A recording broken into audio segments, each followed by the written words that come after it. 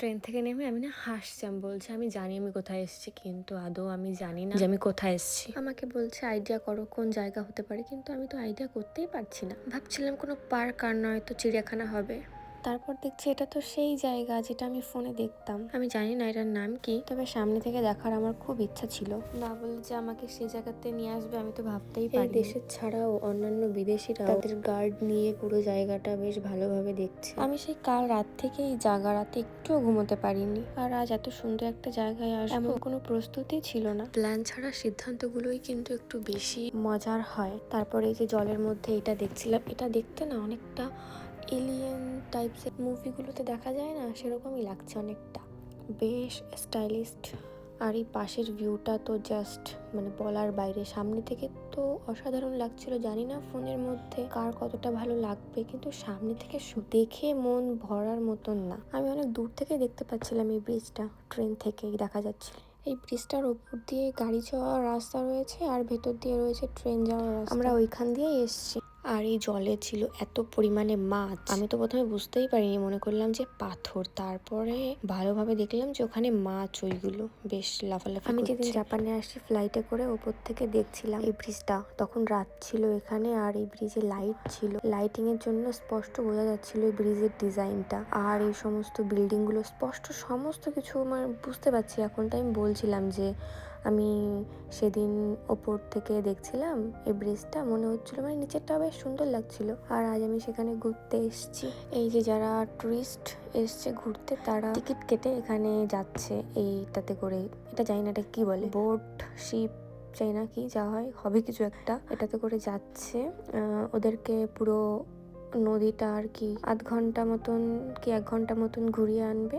এটার টিকিট একজন 1400 ইয়েন করে ছিল। আমাকে বলছিল এটাতে ওঠার জন্য, কিন্তু আমার এই সমস্ত খুব একটা ইন্টারেস্টেড না, আমার ভালো লাগে না, যার কারণে আমিও উঠিনি বলে ওরও আর ওঠা হয়নি। বলেছি নেক্সট টাইম যখন যাব তখন উঠবো। আশেপাশে এত লোক, তবুও না এত লোকজনের মধ্যে কোনো চিৎকার নেই, লোকের ভিড় বাট্টা হুড়ো তারা কোনো কিছুই নেই। আর এদিকে পাশে একটু বিচ টাইপসের সমুদ্রের ফিল নেওয়ার জন্য বেশ বালি দিয়ে সমুদ্রের পাড়ের মতন করা রয়েছে।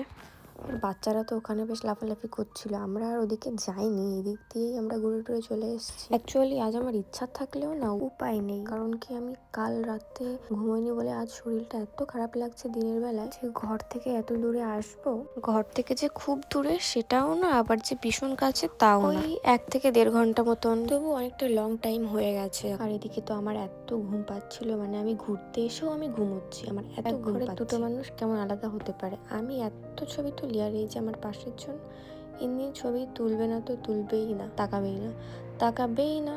এই যে এবার তাকিয়েছে, কিন্তু আমার যে কি ঘুম পাচ্ছে। আর আমার চুলগুলোও আজকে এত উড়ে যাচ্ছে এদিক ওদিক, কোনো রকম ভাবেই চুলগুলো ঠিক করতেই পারছি না। যদিও বা মাথায় আমি অল্প করে তেল নিয়েছিলাম। আর আজকে আমি ঘুরতে এসেছি এত সুন্দর জায়গা। যাওয়ার পথে দেখলাম এখানে আবার একটু ম্যাজিক দেখাচ্ছে, তো দেখা যাক কি ম্যাজিক দেখায়।不思議に見えました。ただ一番最後の技すごい繊細で不思議に見える範囲がこの黄色いロープから頑張っても3列ぐらいが限界です。大道芸途中で帰れるには気にしないんで、前の方から順番にもう少しだけロープに近寄ってみてもらうことできますか。全員が近づくと全員が不思議に見えるんで、ここだけちょっと協力もお願いします。で特にこっちの方の方、ওর ম্যাজিক দেখতে দেখতে তো অনেক টাইম হয়ে গেছে, এখন আমার তো বাড়ি যাওয়ার কথা মনেই ছিল না, খিদেও ভুলে গেছি। এখন 2 মিনিট হাঁটতে হবে এখান থেকে, তারপর যাব স্টেশন থেকে তারপর দুটো ট্রেন আমাদের চেঞ্জ করতে হবে, দেন বাড়ি।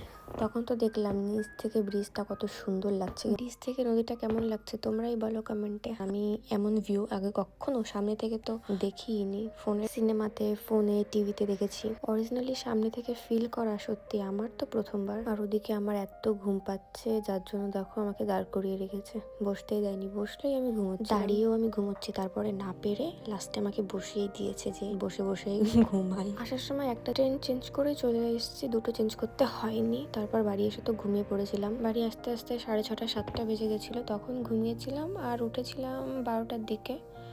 তারপরে গেছিলাম পাশে একটা দোকানে, সেখান থেকে কিছু কেনাকাটি করলাম।